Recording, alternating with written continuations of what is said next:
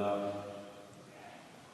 نحمده ونصلي على رسوله الكريم أما بعد أعوذ بالله السميع العليم من الشيطان الرجيم بسم الله الرحمن الرحيم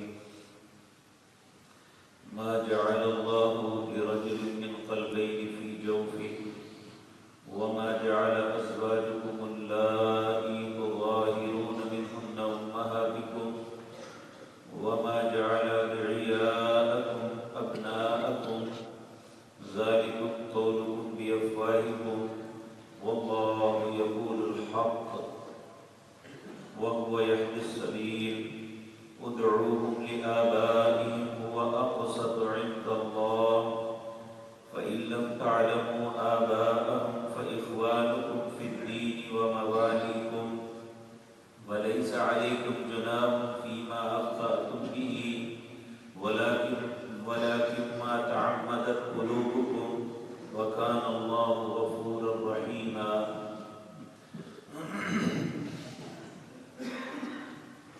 حضرات محترم،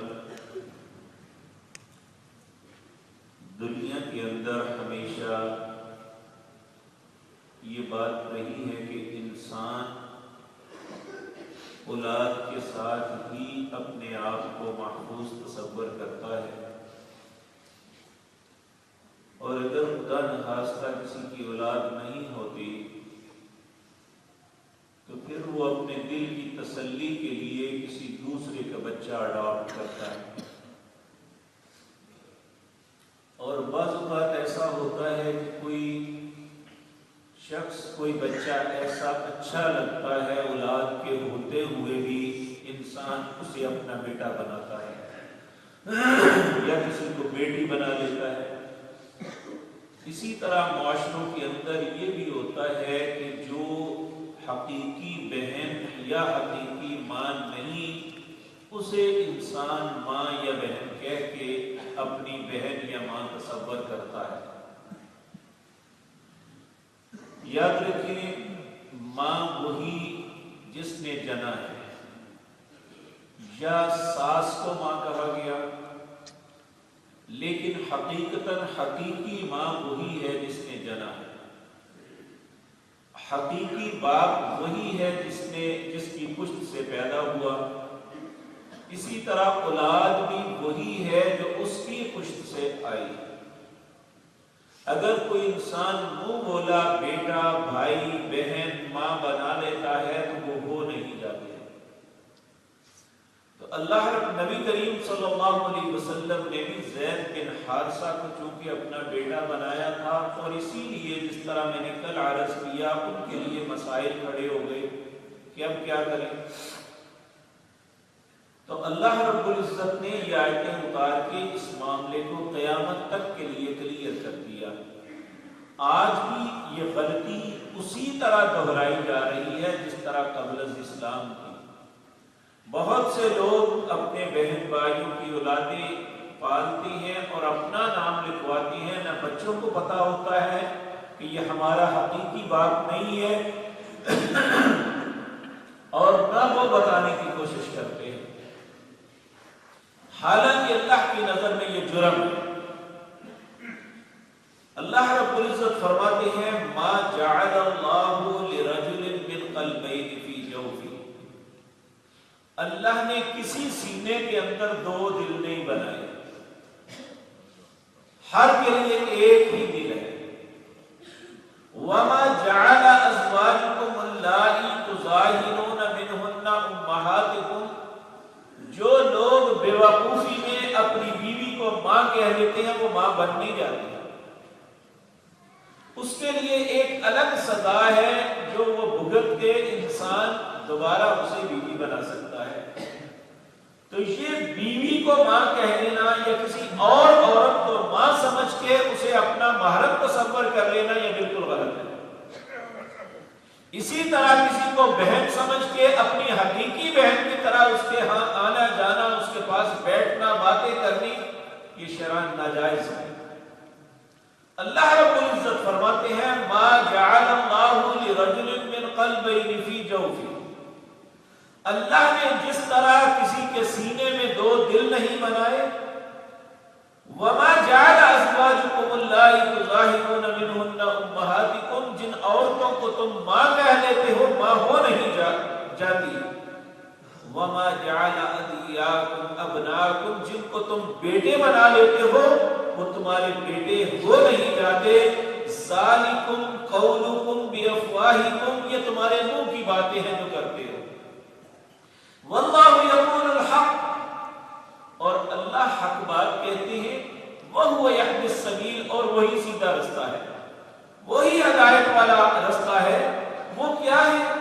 ادعوہم لآبائہم، ان بچوں کو ان کے باپوں کے نام کے ساتھ پکارو. ہوا اقسط عند اللہ، اللہ کے نزدیک انصاف کی بات یہی ہے. تو ہم عموماً بعض لوگ آتے ہیں، ساری زندگی گزر گئی، نکاح کا یا کوئی اور معاملہ آیا تو پھر اس وقت سوچتے ہیں کہ یہ ہم نے کیا غلطی کی. ان کی سندیں بن جاتی ہیں اس نام سے جو حقیقی بات نہیں ہوتا. ان کی نوکریاں انہی کاغذوں پہ بن جاتی ہیں جو ان کے حقیقی باپ نہیں ہوتا. تو یہ ایک ایسا جرم ہے، نبی صلی اللہ علیہ وسلم نے فرمایا، جس نے اپنے باپ کے علاوہ کسی اور باپ کی طرف نسبت کی، اس پہ اللہ کی لعنت ہے.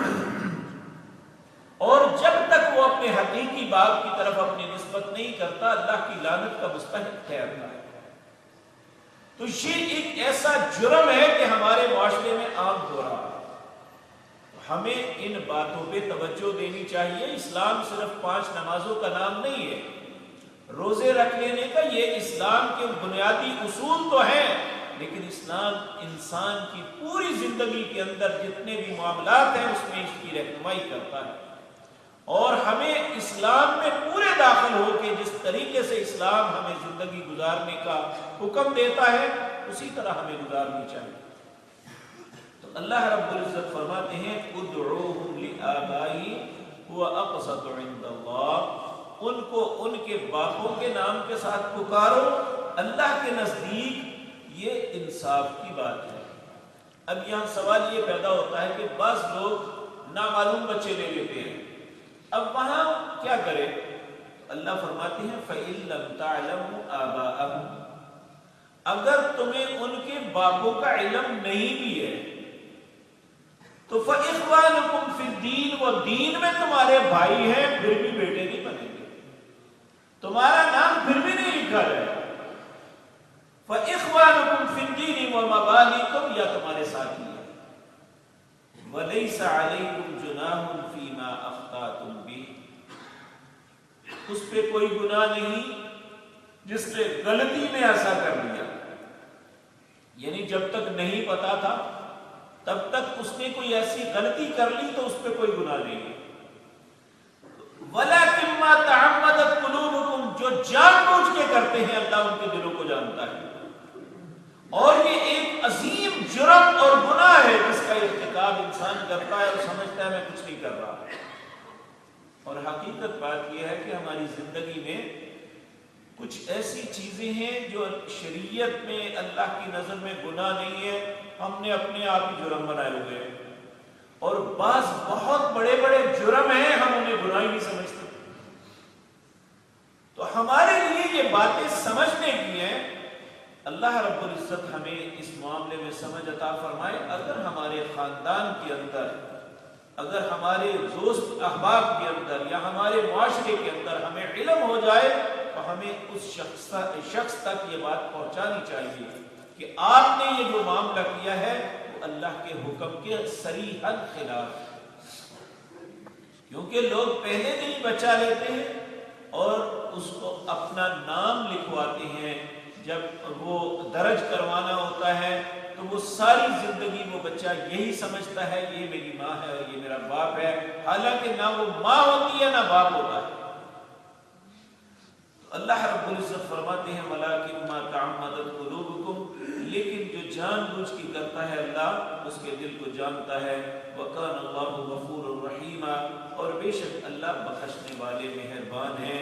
تو یہ رسول اللہ صلی اللہ علیہ وسلم کے سامنے یہ بات واضح کر کے یہ بتا دی کہ یاد رکھیں آپ جو ہے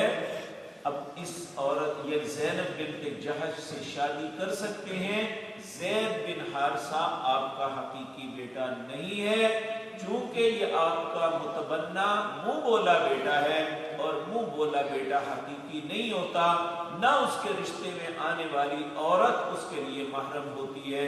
تو اللہ رب العزت نے قیامت تک آنے والے لوگوں کے لیے یہ قاعدہ اور قانون بنا دیا ہے کہ رشتے وہی ہیں جو حقیقی ہوتے ہیں، جن کا خون کے ساتھ دو قسم کے رشتے محرم اللہ اکبر اولو الارحام ہوتے ہیں، جو دادی اور نانی کے بطن سے آتے ہیں، یعنی ننہال اور ددہال، یہ وہ رشتے ہوتے ہیں جو اولو الارحام رحم کے رشتے دار کہلاتے ہیں۔